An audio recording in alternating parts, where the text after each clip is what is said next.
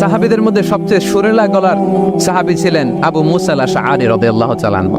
একদিন তিনি আবু মুসাকে বলেন, আবু মুসা, তুমি যে রাতে তেলাওয়াত করো আমি কিন্তু শুনি। ইয়া রাসূলুল্লাহ, আপনি কি করে শুনেন? আমার বাড়ি কই, আপনি থাকেন কই? বলছে, গত রাতে তুমি সূরা কাহাফ তেলাওয়াত করছো না? বলছে, জি করছি তো। আপনি কিভাবে শুনলেন? বলতেছে, তোমার ঘরের পাশ দিয়ে যাচ্ছিলাম, এত সুন্দর করে তুমি তেলাওয়াত করতেছো আবু মুসা। লাকাদ উতিতা মিজমারান মিন মাযামিরি আলি দাউদ।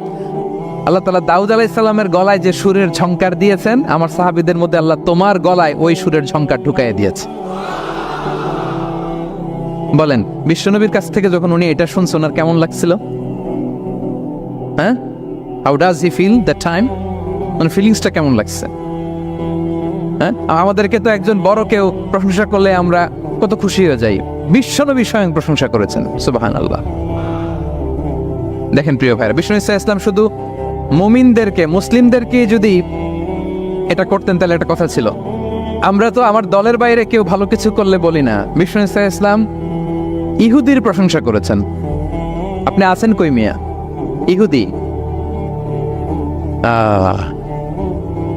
উহুদের যুদ্ধে বিশ্বনবী সাল্লাল্লাহু আলাইহি ওয়াসাল্লামের সাথে মদিনার যে ইহুদিরা, তাদের কন্ট্রাক্ট ছিল মদিনা কেউ অ্যাটাক করলে সবাই মিলে মদিনাকে রক্ষা করবে।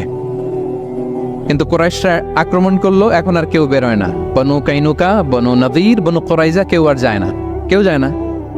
বিশ্বনবী কি করবেন? নিজেই বেরোলেন সাহাবাদেরকে নিয়ে। মাঝপথে আবার মুনাফিকরা ফিরে গেল, কোনো ইহুদি যায় নাই, কথা রাখে নাই, একজন ইহুদি ছাড়া। তার নাম মুখাইরিক। তার নাম কি? মুখাইরিক। অন্য ইহুদিদেরকে বলতেছে, ইহুদিরা, তোমরা না মুহাম্মাদের সাথে চুক্তি করেছো মদিনায় অ্যাটাক হলে সবাই মদিনাকে সেভ করবা, তোমরা যাও আর না যাও, আমি যাব, আমি আমার কথা রাখবো, আমার কথার দাম আছে। এবং সে বলল, আমি যদি এই যুদ্ধে নিহত হই আমার সম্পদের মালিক হয়ে যাবে মুহাম্মদ, আমার কোনো ছেলে মেয়ে পাবে না। মুখাইরিক বীর দর্পে ঘোড়া হাঁকিয়ে উহুদের ময়দানে যুদ্ধে গেল মুহাম্মদ সাল্লাল্লাহু আলাইহি ওয়াসাল্লামের পক্ষে, কুরাইশদের বিপক্ষে। বীর দর্পে যুদ্ধ করতে করতে সে নিহত হলো। যুদ্ধ শেষে শহীদ সাহাবাদের লাশ যখন বিষ্ণু ইসা ইসলামের সাথে আনা হলো, কাছে আনা হলো, মুখাইরিকের লাশও আনা হলো। মুখাইরিক তো মুমিন ছিল না, কি ছিল? সাহাবারা বলে, রাসূলুল্লাহ, মুখাইরিক আপনার পক্ষে লড়াই করে নিহত হয়েছে। বিষ্ণু ইসা ইসলাম অনেকক্ষণ মুখাইরিকের দিকে তাকিয়ে রইলেন আর বললেন, মুখাইরিক খায়রু ইয়াহুদ, Mukhayriq is the best of the Jewish. ইহুদিদের মধ্যে সর্বশ্রেষ্ঠ জুইশ হচ্ছে মুখাইরিক। পড়েন আল্লাহু আকবার। Appreciation, giving credit to others. Mukhayriq হচ্ছে the best of the Jewish, জুইশদের মধ্যে সবচেয়ে শ্রেষ্ঠ মানুষ হচ্ছে এই মুখাইরিক। সে কথা রেখেছে। চিন্তা করেন, অমুসলিম, ইহুদি, তারপরও তার যে ভালো গুণ এটা স্বীকার করতে বিশ্বনবী কার্পণ্যবোধ করেন, ক্রেডিট দিতে কোনো দেরি করেন? তাহলে এই যে অ্যাডমায়ার করি না আমরা, কাউকে প্রেজ করি না, প্রশংসা করি না, এটা বাজে অভ্যাস। এটা থেকে আমাদের বেরিয়ে আসতে, ভালো করলে ভালোকে ভালো বলবেন, সাদাকে কালোকে, ভালোকে মন্দকে বলবেন, অ্যাপ্রিসিয়েট করবেন। আপনার ছেলে একটা ভালো কাজ করেছে, অ্যাপ্রিসিয়েট করেন, বলেন যে মাশাআল্লাহ তুমি সুন্দর কাজ করছো। একটা সূরা মুখস্থ করছে, ঠিক আছে তোমাকে বাইরে আউটিংয়ে নিয়ে যাব, ওখানে আমরা ডাইনিং করবো। হ্যাঁ, ভাবি সুন্দর করে একটা কিছু রান্না করছে, অ্যাপ্রিসিয়েট করবেন। আজকে কি সব ভাবির পক্ষে হয়ে যাচ্ছে নাকি ভাবিদের পক্ষে? ঘুরে ফিরে ভাবিদের পক্ষে চলে যাচ্ছে কথাবার্তা বেশি। এটা বাস্তবতা। আপনার স্ত্রী যদি আপনার জন্য ভালো কিছু রান্না করে, ভালো লাগলে আপনি বলবেন যে খুব ভালো হয়েছে আজকের রান্নাটা। অনেকে আছে যে তার ওয়াইফ অনেক চমৎকার করে রান্না করছে, কিন্তু সে কোনোদিন মুখ খুলে কিছু বলে না। এরকম আছে না নাই? এমনটা করবেন না। এবং অনেক হাজব্যান্ড হয়তো স্ত্রীর জন্য অনেক কিছু করে, গিফট এনে দেয়, অনেক স্ট্রাগল করে, অনেক কিছু করে, কিন্তু স্ত্রী মুখ ফুটে হাজব্যান্ডকে বলে না। এটা বলবেন, মুখ ফুটে বলবেন আজকে থেকে, এপ্রিসিয়েট করবেন, ভালো দেখলে এটা ভালো বলবেন, ক্রেডিট দিবেন। আমার ক্যাপটাউনের ভাইরা, পারা যাবে? কয়টা গেল? 1 নম্বরে, 2 নম্বরে মুচকে আসে, 3 নম্বরে, 4 নম্বরে অ্যাপ্রিসিয়েশন। আচ্ছা, 5 নম্বরে,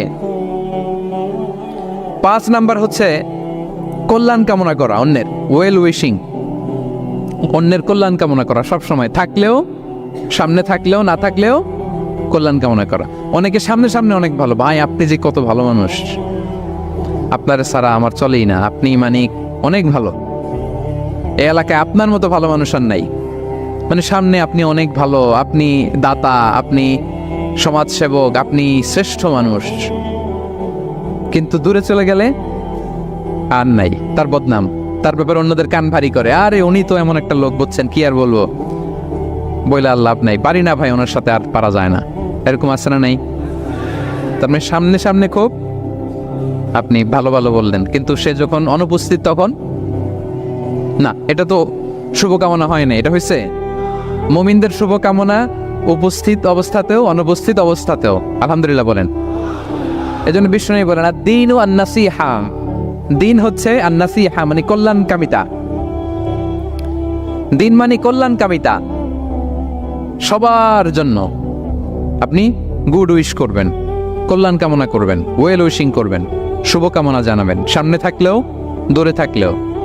বিষ্ণু ইসলাম বলেন লিল মুমিনি আলাল মুমিনি সিত্তু খিসাল, এক মুমিনের উপর আরেক মুমিনের 6টা দায়িত্ব, এর মধ্যে একটা হচ্ছে ওয়ায়ানসাহু লাহু ইদা গাবা আও শাহিদা, সে তার শুভকামনা করবে, উপস্থিত থাকলেও করবে, অনুপস্থিত থাকলেও করবে। সুবহানাল্লাহ পড়েন। সামনেও যেমনি করবেন, দূরে গেলেও করবেন। অন্যের জন্য শুভকামনা করলে এটা ফিরে নিজের দিকে আসে, এটা খেয়াল রাখেন। এটা একটা লাইফ হ্যাকস শেয়ার করতেছি, আজীবন কাজে লাগবে। অন্যের জন্য যেটাই ভালো কামনা করবেন এটা ঘুরে আপনার দিকে আসবে। অনেকে বলে হুজুর ওর জন্য দোয়া করে আমার কি লাভ? নিজের জন্য আল্লাহ আমারে মাফ করে দাও, আল্লাহ আমারে সমৃদ্ধি দাও, আল্লাহ আমার বেতন বাড়াও, আল্লাহ আমার ব্যবসায় বরকত দাও,